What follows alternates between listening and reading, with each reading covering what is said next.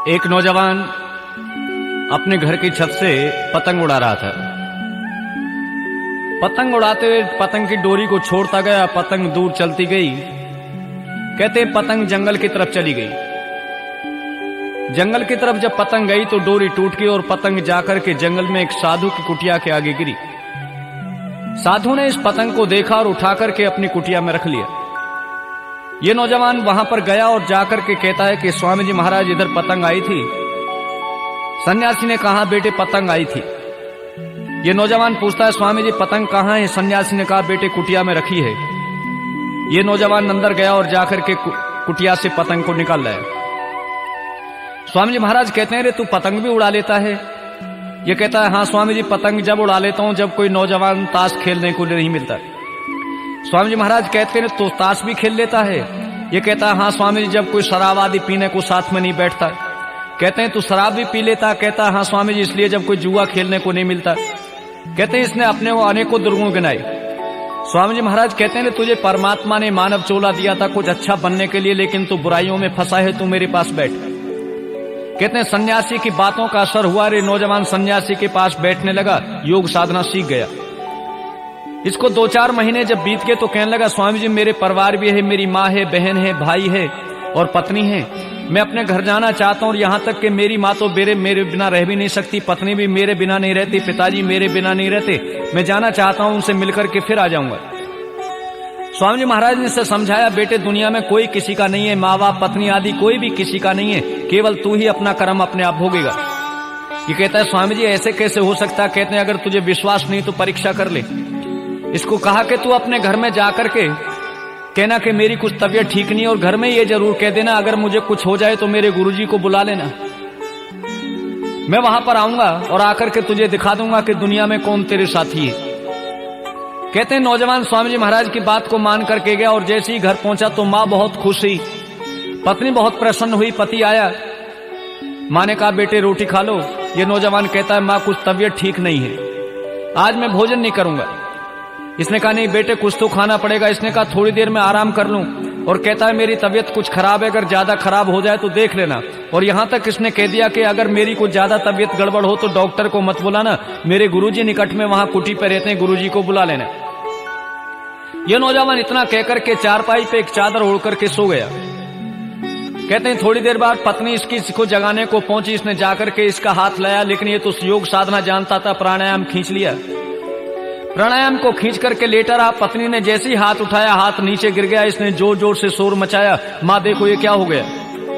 सब परिवार में रोने लगे, इसकी माँ भी रोने लगी और रोते रोते एक बात कहती है पड़ोसियों से, रे एक काम करो मेरे बेटे ने कहा था अगर कुछ हो जाए तो मेरे गुरुजी को बुला लेना, इसके गुरुजी को बुला लो। कहते हैं इसकी माँ के कहने पर गुरुजी को बुलाया। गुरुजी महाराज आए और अपने साथ में 2-3 मीठी पुड़ियां बांध कर ले आए।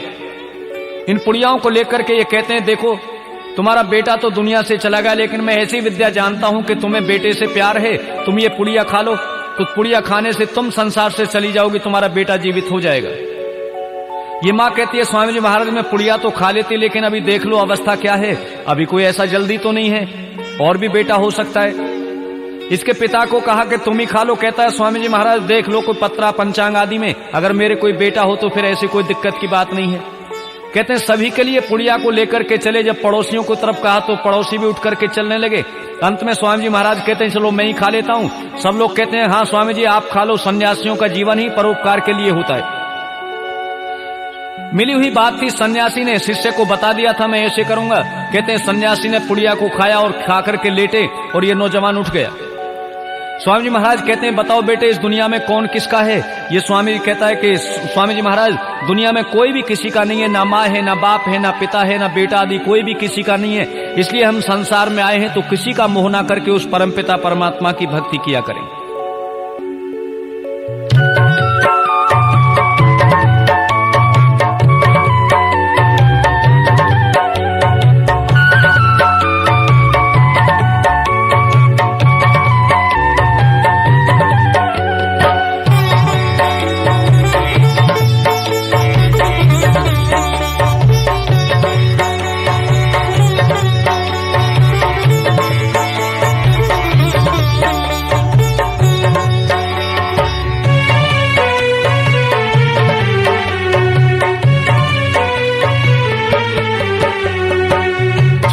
कर संसार जब तू जाएगा, कोई न साथी तेरा साथ निभाएगा।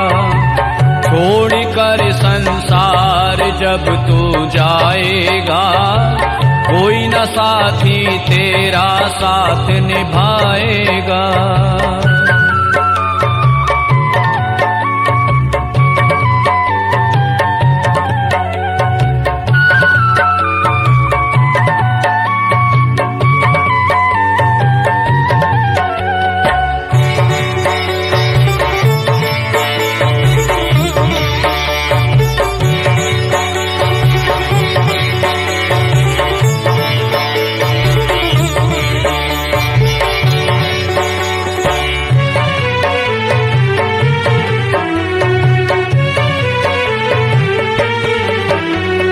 प्रभु का भजन किया ना, सत्संग किया न 2 घड़ियां। तूने प्रभु का भजन किया ना, सत्संग किया न 2 घड़ियां। यमदूत पकड़ कर तुझको तेरे डालेंगे हथकड़ियां, कौन छुड़ाएगा। कोई न साथी तेरा साथ निभाएगा। छोड़ कर संसार जब तू जाएगा, कोई न साथी तेरा साथ निभाएगा।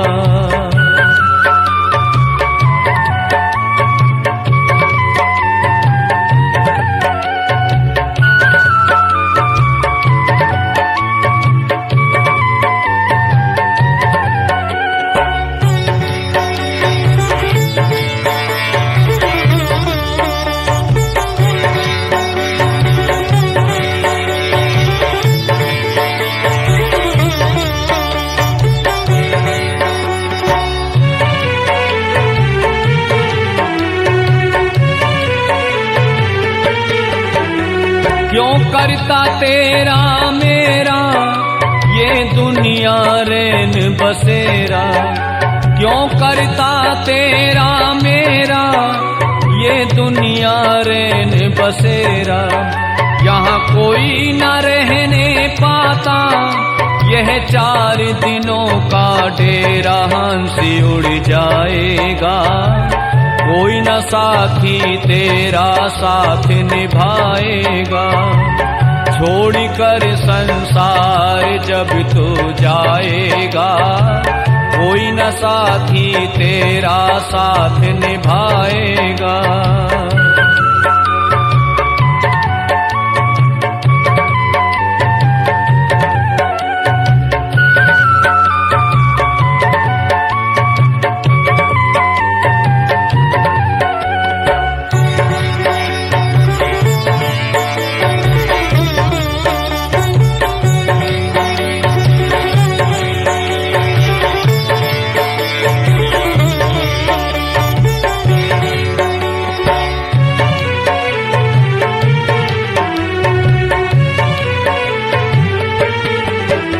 इस पेट भरन की खातिर क्यों पापी कमाता निश दिन।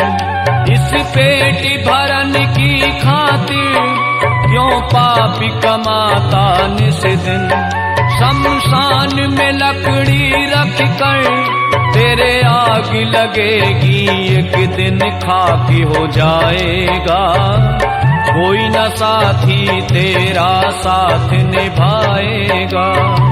छोड़ कर संसार जब तू जाएगा, कोई न साथी तेरा साथ निभाएगा।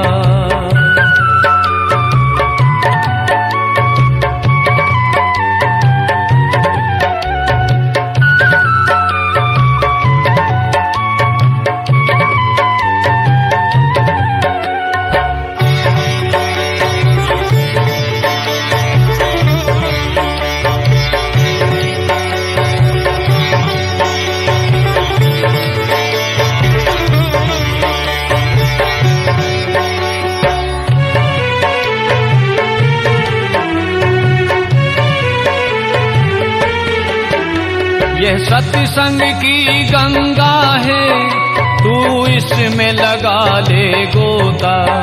यह सत्संग की गंगा है, तू इसमें लगा ले गोता।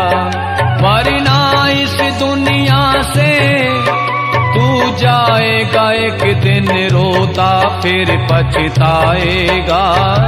कोई न साथी तेरा साथ निभाएगा। छोड़कर संसार जब तू जाएगा, कोई न साथी तेरा साथ निभाएगा।